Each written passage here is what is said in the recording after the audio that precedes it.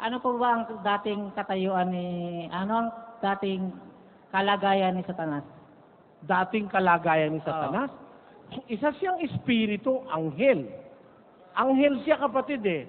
Kaya nga meron siyang mga kasamang kapwa niya anghel nung sila ay magrebelde sa Diyos.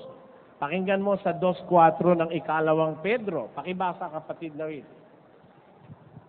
Sapagkat kung ang Diyos ay hindi nagpatawad sa mga anghel ng mga kasala ang mga yaon. Ngayon, yung mga anghel na nagkasala laban sa Diyos, hindi niya pinatawad. Kasama ron si Satanas. Anong kasalanan ni Satanas? Sa 14 ng Isaias 12. Ano't nahulog ka mula sa langit o tala sa umaga, anak ng umaga? Paanong ikaw ay lumagpak sa lupa? Ikaw na siyang nagpahina sa mga bansa.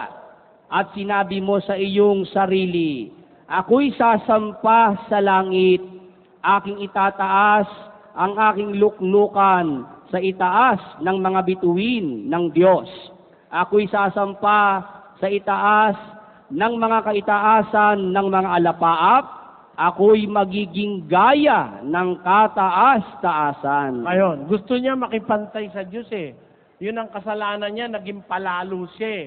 Kaya dahil sa kanyang kapalaluan, ibinagsak siya ng Diyos. At meron pang sinabi ang Diyos sa Isaias na gagawin sa kanya sa katapusan, sa 13:11 ng aklat ng Isaias.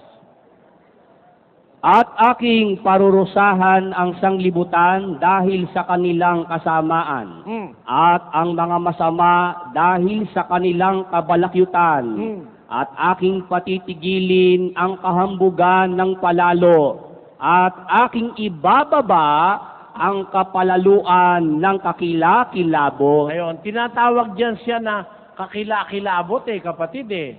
Ayan eh, yung oppressor yan eh. Ang tawag diyan sa Hebrew, aurits.